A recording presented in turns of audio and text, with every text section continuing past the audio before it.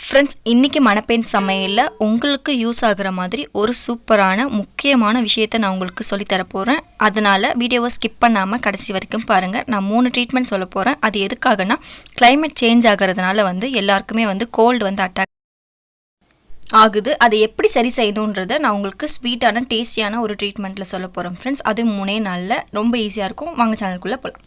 நம்ம சேனலில் சப்ஸ்கிரைப் பண்ணாதவங்க சப்ஸ்கிரைப் பண்ணுங்கள். பக்கத்தில் இருக்க பெல் ஐக்கானையும் ப்ரெஸ் பண்ணுங்கள். ஃப்ரெண்ட்ஸ், நான் 1/2 லிட்டர் பால் அளவு வாங்கி நல்லா காய்ச்சி எடுத்துக்க போகிறேன். அடுத்து ஒரு பாத்திரம் வச்சுக்கோங்க. அதில் 2 சொம்பு அளவுக்கு தண்ணி விட்டுக்கோங்க. இந்த கஷாயம் மொத்த ஃபேமிலியும் குடிக்கலாம். என் ஃபேமிலியில் நான் 3 பேருக்கு போட போகிறேன். அப்போ தான் சளி பரவாமல் இருக்கும். ஒரு ஆளுக்கு வந்துச்சுன்னா நீங்கள் ஃபேமிலி மொத்தமாக குடிங்க. இப்போ சிட்டிக்க மஞ்சள் சளியை சீக்கிரமாக முறிக்கும்.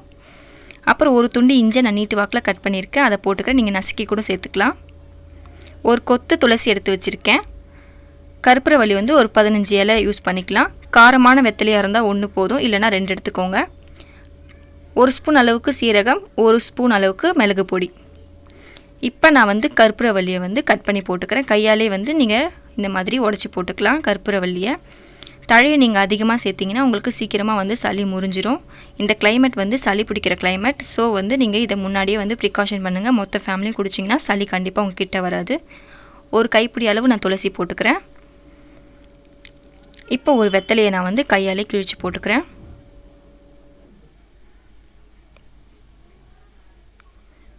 இப்போ 1 ஸ்பூன் அளவுக்கு சீரகம் போட்டுக்கலாம். அடுத்து 1 ஸ்பூன் அளவுக்கு மிளகு பொடி போட்டுக்கலாம். போட்டுட்டு நல்லா கலக்கி விட்டுடலாம் ஃப்ரெண்ட்ஸ். இந்த கஷாயம் நீங்கள் ஒரு நாளைக்கு 2 வேளை குடிக்கலாம் ஃப்ரெண்ட்ஸ். இப்போ பால் நல்லா காஞ்சிருச்சு. ஒரு கடாயை வச்சுக்கோங்க. இதில் வெல்லத்தை நம்ம கரைக்க போகிறோம், கரைச்சி வடிகட்ட போகிறோம். அதுக்கு தான் வெல்லத்தை தனியாக செய்கிறோம். எதுக்காகனா நீங்கள் கஷாயத்தில் வெல்லத்தை போட்டுட்டிங்கனாக்கா தேவையில்லாமல் இலையிலலாம் இனிப்பு ஏறிடும். ஸோ உங்கள் கஷாயத்தில் இனிப்பு இருக்காது. அதே மாதிரி இனிப்பு அதிகமாக சேர்க்கக்கூடாது. இனிப்பு சேர்த்திங்கன்னா உங்கள் சளி சீக்கிரமாக சரியாகாது. ஸோ கம்மியாக சேர்த்துக்கோங்க. வெறுமனே கஷாயம் குடிக்க முடியாது இல்லையா?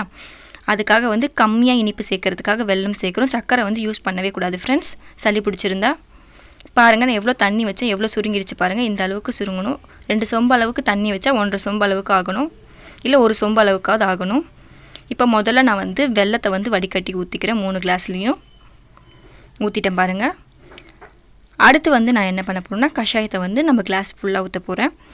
1/4 கிளாஸ்க்கும் கம்மியாக தான் நான் இனிப்பு சேர்த்துருக்கேன். வெல்லத்தை நான் சேர்த்துருக்கேன். இப்போ மொத்தமும் வெறும் கஷாயம் தான் ஆட் பண்ணுறேன்.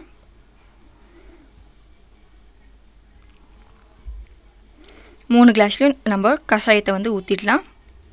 நான் 3 கப்லேயும் கஷாயத்தை ஊற்றிட்டேன். இப்போ ஒரு முக்கியமான டிப் ஃப்ரெண்ட்ஸ், உங்கள் வீட்டில் நீங்கள் தைலம் யூஸ் பண்ணுவீங்க. மேக்ஸிமம் நீலகிரி தைலம்னா ரொம்ப ஹெல்ப்ஃபுல்லாக இருக்கும். அதை ஒரு சொட்டு அளவுக்கு நீங்கள் உங்கள் குடிக்கிற கஷாயத்தில் ஆட் பண்ணிட்டீங்கன்னா உங்கள் மூக்கடப்பு இல்லை நெஞ்சு சளிலாம் இருந்துச்சுன்னா டக்குன்னு முறிஞ்சிரும். இதை குடிக்கும் போதே நீங்கள் இதில் இருக்க ஸ்மெல்லை அப்படியே உங்கள் மூக்கு வழியாக உறிஞ்சிங்கன்னா உங்கள் மூக்கு ரிலீஸ் ஆகிடும். அதனால் கோல்ட்லேருந்து உங்களுக்கு சீக்கிரமாக ஒரு ரிலீஃப் கிடைக்கும், ஒரு ஃப்ரீயாக இருக்கும். இந்த கஷாயத்தை நீங்கள் குடித்தோடனே நமக்கு கோல்டு போயிடுச்சு அப்படின்ற மாதிரி நீங்கள் ஃபீல் பண்ணுவீங்க. அதுக்காக கண்டிப்பாக நீங்கள் தைலத்தை கலந்து விடுங்க.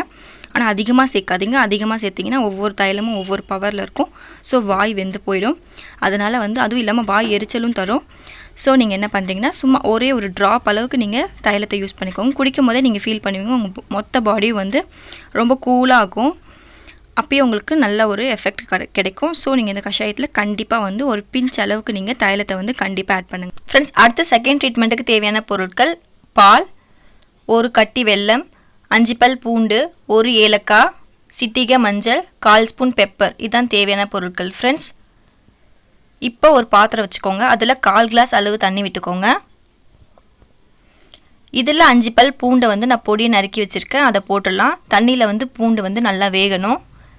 நீங்கள் டேரெக்டாக பாலில் இது எல்லாத்தையும் நீங்கள் சேர்த்துட்டிங்கன்னா பால் திரிஞ்சிடும். 1 ஏலக்காய் போட்டுக்கலாம். அடுத்து 1 கிளாஸ் பாலுக்கு எவ்வளோ ஸ்வீட் வேணுமோ அவ்வளோ ஸ்வீட் நீங்கள் ஆட் பண்ணிக்கலாம், வெல்லம் ஃப்ரெண்ட்ஸ். அடுத்து பெப்பரையும் மஞ்சளையும் ஆட் பண்ணிக்கோங்க. இந்த அளவுக்கு சுண்டணும். அதாவது 2 ஸ்பூன் அளவுக்கு 1 கிளாஸ்க்கு அந்த நம்ம கொதிக்க வச்சுருக்க தண்ணி தேவைப்படும். அதை ஊற்றிக்கலாம். அடுத்து 1 பிஞ்ச் அளவுக்கு தைலம், ரொம்ப கம்மியாக ஆட் பண்ணிக்கோங்க தைலம். ஒவ்வொரு தைலமும் ஒவ்வொரு பவரில் இருக்கும். அதனால் கம்மியாக நம்ம ஆட் பண்ணிக்கலாம். சும்மா ஒரு ரிலீஃப்காக தைலம் ஆட் பண்ணுறோம்.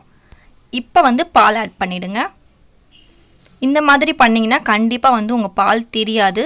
அதுவும் இல்லாமல் இந்த பால் வந்து இதோட டேஸ்ட் வந்து செம்ம அல்டிமேட்டாக இருக்கும்.